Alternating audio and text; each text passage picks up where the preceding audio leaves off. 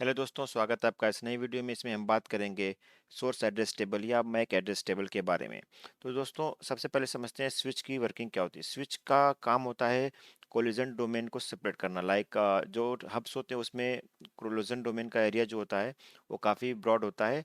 Switch collision domain को minimise करती है। इसका एक एक पोर्ट एक सिंगल कोलिजन डोमेन हो जाता है और ब्रॉडकास्ट डोमेन को ये लिमिट करती है विद इन द स्विच। जो भी स्विच डिवाइसेस स्विच से कनेक्ट होंगे वो सारे एक ब्रॉडकास्ट डोमेन के अंदर आएंगे। तो दोस्तों, एक स्विच अपना MAC table source address table कैसे बिल्ड करती है। सबसे पहले जब ये टर्न ऑन होती है तो दोस्तों, जैसे ये सबसे पहले एक हम स्विच को ऑन करते हैं। यहाँ से अगर स्विच को हमने ऑन किया तो स्विच क्या करेगी, एक ब्रॉडकास्ट मैसेज पहला कम्युनिकेशन जब भी कहीं से आएगा, जितने भी डिवाइसेस कनेक्ट है, मान लीजिए इसमें 100 कनेक्ट है या जितने भी, हमने दो के एग्जांपल लिया है फर्स्ट टाइम पे। तो जो भी पहला इसको पैकेट स्विच को मिलेगा, क्योंकि इसका मैक टेबल या सोर्स एड्रेस टेबल एम्प्टी होता है, तो इसका इसको किसी का भी सोर्स एड्रेस टेबल का सोर्स एड्रेस नहीं पता होगा, आई मीन मैक एड्रेस नहीं पता होगा।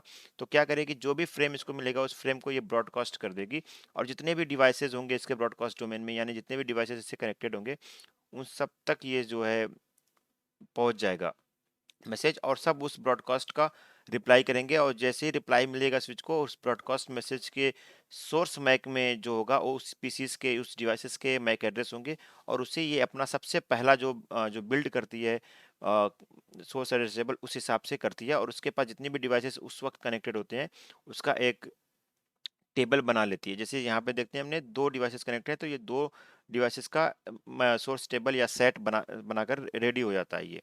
उसके बाद दोस्तों, अगर मान लीजिए कि कोई दूसरा डिवाइस कनेक्ट होता है नेटवर्क में, तो क्या प्रोसेस है। तो दोस्तों, उस केस में क्या होता है कि जैसे मान लीजिए हमने पीसी सी और पीसी डी इंटर किया, तो इसके सेट टेबल में ये अभी एंट्री नहीं होती है। तो इसके लिए क्या होता है कि एक कम्युनिकेशन होना ज़रूरी है। जैसे ही कम्युनिकेशन स्विच के साथ होगा उस डिवाइस का, स्विच उसका मैक एड्रेस जो है इस टेबल में ऐड कर देगी। तो दोस्तों, नॉर्मली ये जो कम्युनिकेशन होता है वो आर्प के थ्रू हो जाता है। जब भी कोई पीसी ऐड होता है और कोई क्वेरी सेंड करता है किसी भी आईपी को, तो उसके उसको एक आर्प रिक्वेस्ट सेंड करनी पड़ती है। उस रिक्वेस्ट में इस पीसी का सोर्स मैक तो होता ही है। तो उससे क्या होता है, ये जो स्विच होती है इसको अपने सेट टेबल में अपडेट कर लेती है जो न्यूली एडेड डिवाइसेस होती हैं। तो बेसिकली जो पीसी नया एडेड होता है उसको एक फ्रेम सेंड करना पड़ता है पहली बार।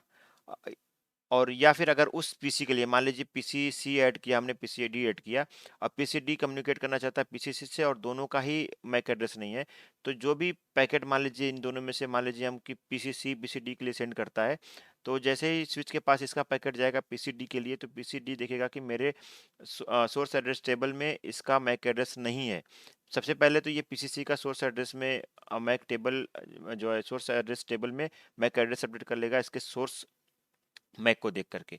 उसके बाद देखेगा कि पीसी डी का मेरे पास मुझे नहीं पता कि किस पोर्ट से कनेक्टेड है और मेरे पास मैक एड्रेस में एंट्री नहीं है। तो क्या करेगा, उस मैसेज को, उस फ्रेम को ये ब्रॉडकास्ट कर देगा। और जब उसको ब्रॉडकास्ट का रिप्लाई मिलेगा सारे पीसी से, जैसे कि स्टार्टिंग में मिला था जब हमने स्विच लगाई थी, तो उसको देखेगा किस किस पोर्ट के लिए मेरा मैक एड्रेस है यहाँ पे। अगर कोई डिवाइस चेंज होती है, कोई मैक एड्रेस चेंज मान लीजिए इसका होता है, तो उसको भी यहाँ पे ये अपडेट कर लेगा। और अगर ये सारी चीज़ें सेम है और सिर्फ उसको उसको जो ये अपडेट करना है, ये सिर्फ नई चीज़ जो मिल रही पीसीडी का मैक एड्रेस मिल रहा है, उससे रिस्पांस मिल रहा है, तो क्या करेगा कि वो पीसीडी का भी मैक एड्रेस अपने सेट टेबल में अपडेट कर लेगा। तो दोस्तों, इस तरह से इसका जो है सोर्स एड्रेस टेबल ये अपडेट हो जाएगा। और इसी तरह से ये आगे मेंटेन करता है। जब भी कोई डिवाइस ऐड होती है नेटवर्क में या अपडेट होती है, तो जब भी उसका पहला फ्रेम जाता है तो स्विच देखता है कि सोर्स मैक में क्या है। सोर्स मैक में देखता है कि अगर सोर्स टेबल में वो चीज़ है तो ठीक है, और नहीं है तो फिर उसको अपडेट करता है। और उसी तरह से डेस्टिनेशन में भी जब डेस्टिनेशन में जब उसका मिलता है रिप्लाई, तो उस हिसाब से ये ऐड करता जाता है, यहाँ पे सोर्स एड्रेस टेबल इसको अपडेट करता रहता है। थैंक यू दोस्तों, उम्मीद करता हूँ कि आपको ये वीडियो पसंद आई हो। आपसे गुजारिश है कि आप इस चैनल को सब्सक्राइब और वीडियो को लाइक ज़रूर कर दें। धन्यवाद दोस्तों।